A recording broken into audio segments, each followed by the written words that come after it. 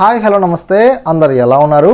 ఎన్నడూ ఎక్కడ ఎప్పుడు లేని విధంగా మన ఉదయ్ సంస్థ వారు మనకి ఆధార్ కార్డులో మార్పులు చేర్పులకు కేవలం కొన్ని గంటల సమయం మాత్రమే తీసుకుంటున్నారు. సో ఈ రోజు వీడియోలో మనమైతే మరి ఏ మార్పులకు కొన్ని గంటల్లో అనేవి ఈ యొక్క చేంజ్ అవుతున్నాయి, మరి ఈ యొక్క ఆధార్ కార్డులో ఈ యొక్క మార్పులు అనేవి చేంజ్ అవ్వడానికి మనం ఏ డాక్యుమెంట్స్ అప్లోడ్ చేయాలి అనే వాటి గురించి మనమైతే పూర్తి సమాచారం ఈ వీడియోలో మనం తెలుసుకుందాం. మరి మనం డిలే చేయకుండా వీడియోకి వెళ్ళిపోతాం. అంతకన్నా ముందుగా మీరు కనుక ఫస్ట్ టైం కనుక మనకి యూట్యూబ్ ఛానల్కి వచ్చినట్లయితే మీరైతే తప్పకుండా మనకి యూట్యూబ్ ఛానల్ని సబ్స్క్రైబ్ డైలీ ఫాలోండి.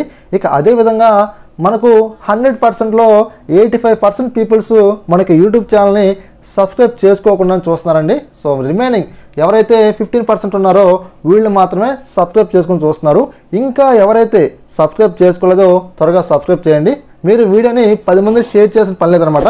జస్ట్ మన ఛానల్ సబ్స్క్రైబ్ చేసుకుని ఒక లైక్ ఇవ్వండి. మీకు అంతగా టైం ఉంటే కామెంట్ కూడా ఇవ్వండి అనమాట. 10 మందికి ఈ యొక్క వీడియో అనేది యూట్యూబే మనకు రికమెండ్ చేయడం జరుగుతుంది అనమాట. ఇక మనం డిలే చేయకుండా టాపిక్లోకి వెళ్ళిపోతాం.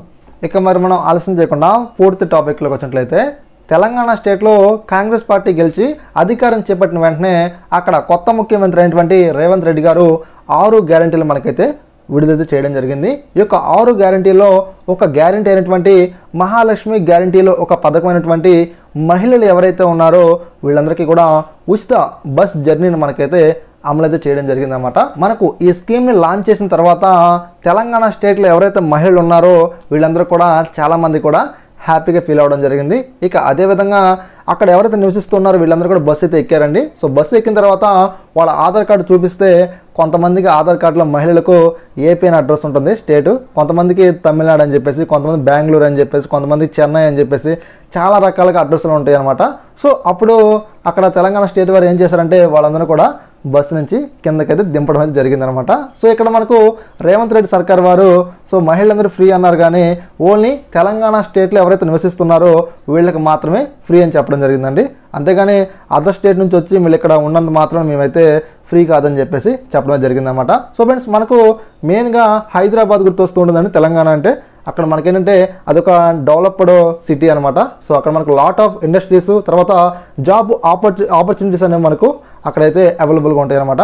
అందుకని చెప్పేసి రకరకాల స్టేట్ల నుంచి సో అందరూ కూడా అక్కడికైతే జాబ్స్కి వెళ్తూ ఉంటారు. ఇక విధంగా అక్కడ మనకు జాబ్ అని సెట్ అయింది అనుకోండి, సో మనం ఏం చేస్తాం, కొన్ని సంవత్సరాల తరబడి అక్కడే మనం నివసిస్తుంటాం అనమాట. సో ఇలా ఎవరైతే నివసిస్తున్నారో వీళ్ళందరూ కూడా ఆధార్ సెంటర్ వైపు అయితే పరిగెడుతూ ఉన్నారండి. సో పరిగెత్తి వీళ్ళు ఏం చేస్తున్నారంటే వాళ్ళకి ఆధార్ కార్డులో అడ్రస్ అనేది అప్డేట్ చేసుకోవడం జరుగుతుంది అనమాట.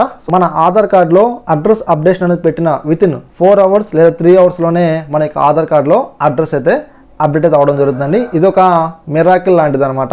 ఇక అదేవిధంగా మనం గతంలో పోల్చుకున్నట్లయితే కొంతమందికి 1 మంత్, కొంతమంది 2 మంత్స్, కొంతమంది 3 మంత్స్, కొంతమందికి సంవత్సరం అయినప్పటికీ కూడా అండర్ ప్రాసెసింగ్ అనేది చూపించేది. ఆల్మోస్ట్ ఏంటంటే రిజెక్ట్ అయిపోయింది అనమాట.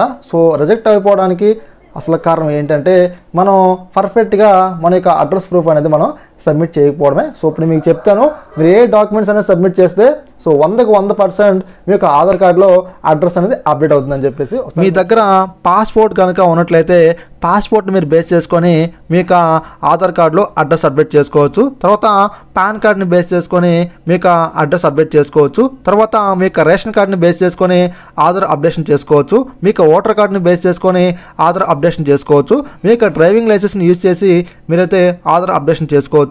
మీరు కనుక గవర్నమెంట్ ఎంప్లాయ్ అయినట్లయితే అక్కడ మీరు పనిచేస్తున్నట్లుగా ఏదైతే జాబ్ కార్డు ఉందో దాంట్లో ఉన్న అడ్రస్ని చూసి, అంటే ఆ యొక్క అడ్రస్ని మనం అప్డేట్ చేసి మీకు ఆధార్ కార్డులో అడ్రస్ అనేది అప్డేషన్ చేసుకోవచ్చు.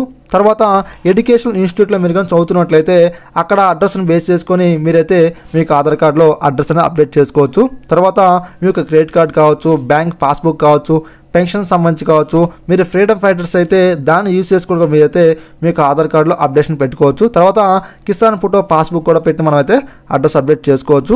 లేకపోతే మనకు తహసీల్దార్ ఉంటారు కదా, సో వాళ్ళకి గెస్టెడ్ ఆఫీస్ని మనం యూజ్ చేసుకొని మనమైతే ఆధార్ అప్డేట్ చేసుకోవచ్చు. తర్వాత డిజేబిలిటీకి సంబంధించి మనకు ఐడి కార్డు కనుక ఏ స్టేట్ వాళ్ళైతే ఇష్యూ చేస్తారో దాన్ని బేస్ చేసుకుంటూ మనమైతే మనకి అడ్రస్ అప్డేట్ చేసుకోవచ్చు. ఇక మెయిన్గా మనకు ఏదైతే కరెంట్ బిల్ వస్తుందో ఆ కరెంట్ బిల్ మీద మీ పేరు కనుక ఉన్నట్టయితే పర్ఫెక్ట్గా దాన్ని బేస్ చేసుకుని కూడా మీరైతే మీకు ఆధార్ కార్డులో మీకు అడ్రస్ మీద అప్డేషన్ చేసుకోవచ్చు.